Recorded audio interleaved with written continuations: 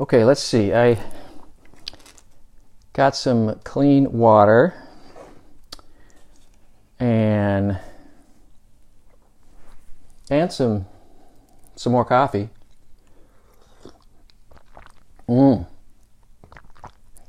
I was at a half and half. Okay, I'll stop. I do think changing the water is important, especially when you're trying to really get a sense of what these paints can look like when they have clean water. It's just really easy to introduce a little bit, if not a lot, of a different color that will influence what that paint looks like. And we're trying to figure out just exactly what these paints can do. So let me see, moving to the purple, what do I feel like doing? This is my quinacridone rose. So I want this to be purple, a reddish purple, and this I want to be a purpley red. This doesn't seem like a red to me, and it's possible that it just happens to be the where these two paints will can get to. But I'm gonna just glaze on, paint on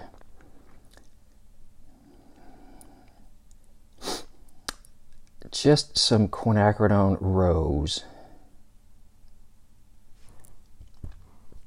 And that was pretty watery, even at that. And I kind of liked that. So what I'm actually going to do is bring in a little bit more quinacridone rose.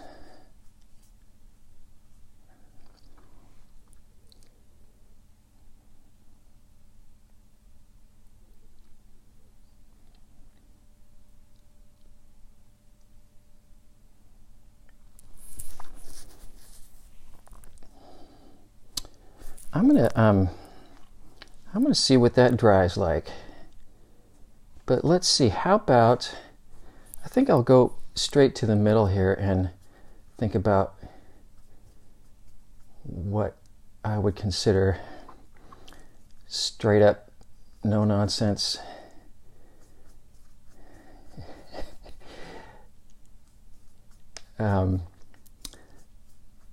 basic. Other terms, I'm having a hard time coming up with funny terms, but purple.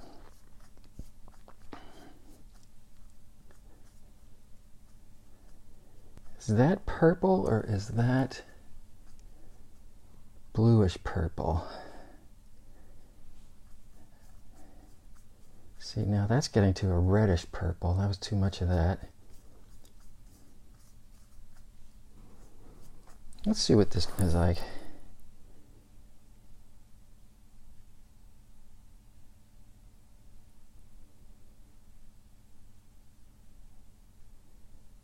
It seems like that might be a little too bluish, but I want to go with it partly just to demonstrate later on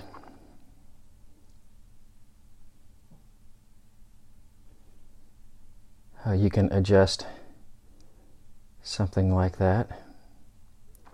I'm also curious what it's going to dry like. I don't know, that seems, I think between those two layers, that's looking about what I would think of as purple.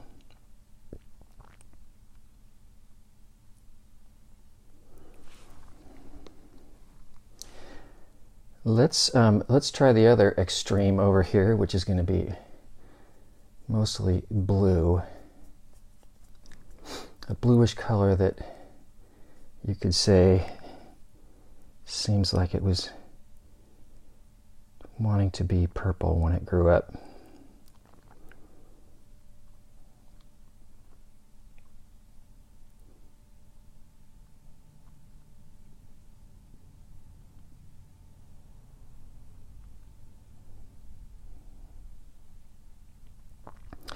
So originally I was thinking of this sample as kind of periwinkle. But when I think of periwinkle, I think of light to mid valued color which may or may not be what you think of when you hear the word periwinkle. You know, that is a fun word to say. There is just no getting around it. So let me see. Back to what was I doing? I was painting swatches, and I want this one. I think I'll do this one in between this purplish blue and purple. I'm going to be calling this a... the heck am I calling this? A bluish purple, sorry. Purplish blue. Bluish purple.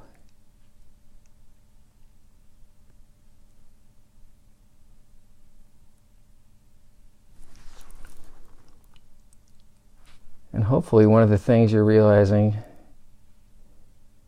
and I say this on a regular basis, is how contextual color is.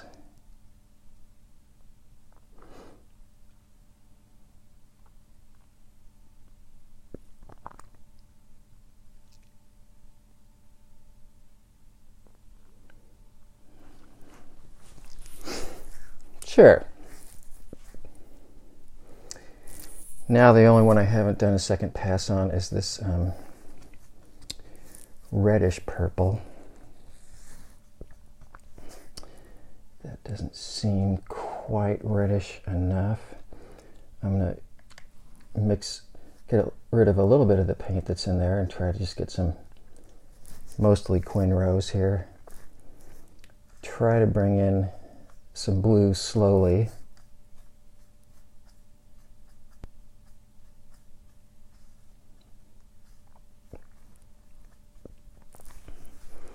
Let's try that. I am going to try that.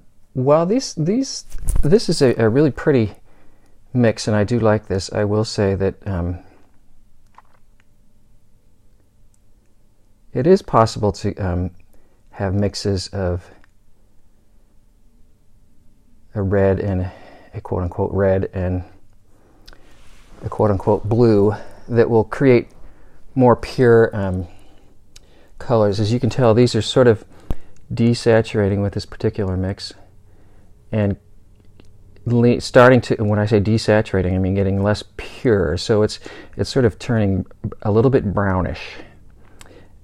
It's a beautiful color, but not if you don't want that sort of brownish leaning. And there's ways of getting around that, but that involves bringing in more paints. And I always like to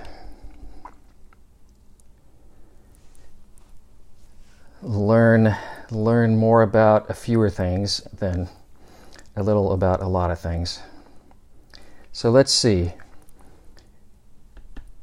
I have plenty of clean water, so I'm gonna go move down here.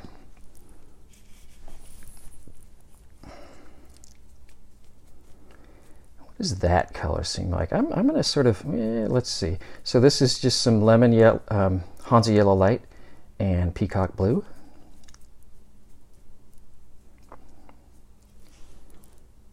I'm gonna see what it feels like if I call this green.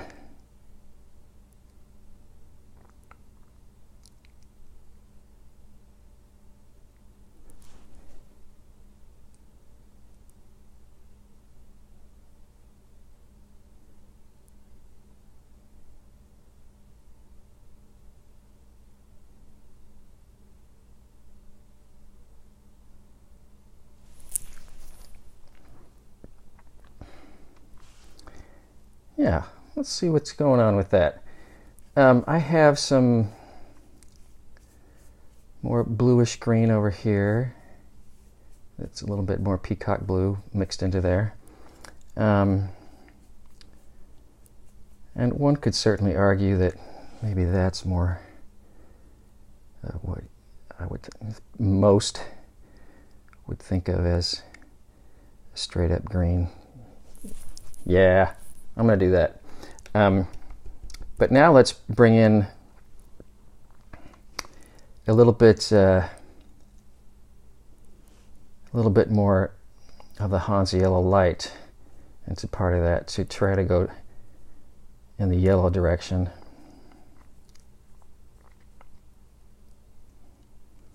So I'm trying to make what I would think of as a yellowish green. So that would be more green than just what people would call yellow green or green yellow.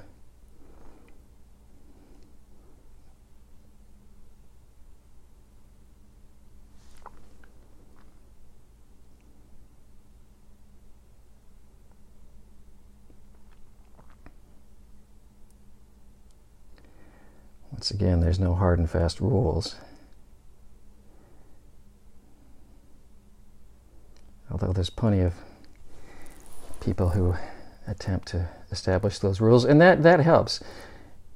I don't want to be too poo-pooey about making up people trying to decide what we call these.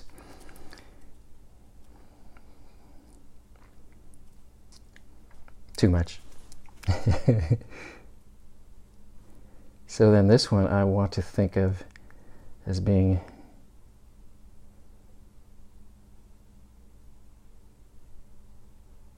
in the yellow family.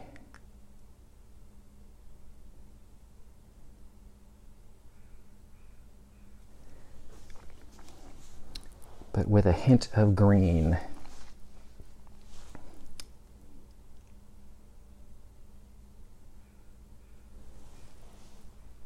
Sure. Now to continue building up a little bit in the blue direction.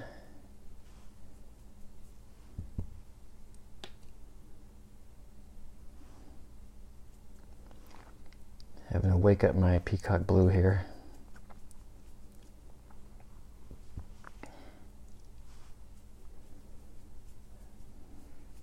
Come on. There you go. So for this one, I want to make a something that is green, but it's a little bit bluish.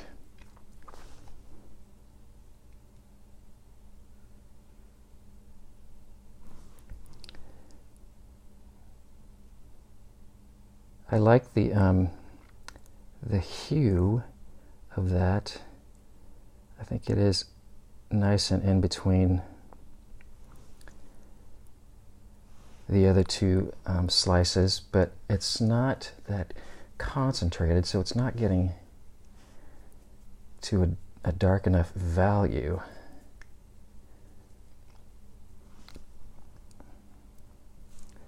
So I mixed up a little bit more concentrated paint.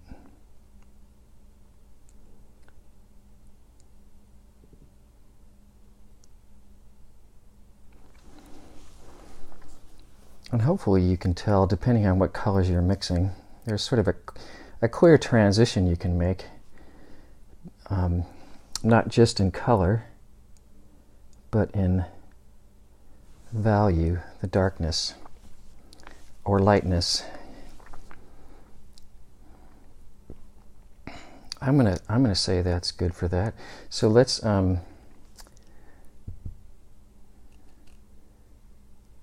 and trying to control just how concentrated your paint is mostly an issue of maybe of how much pigment to water you have, especially in your brush and well, everywhere on your paper. So this one I want to think of as in the blue family, but would like to be green when it grows up. I kind of like using that metaphor because, of course, it's silly. Colors aren't born and grow up. So sure. That's nice. Kind of like that, said the artist to himself. Can you tell I have fun doing these videos? I think I'm going to let those dry and assess and decide what to do next. Keep you posted.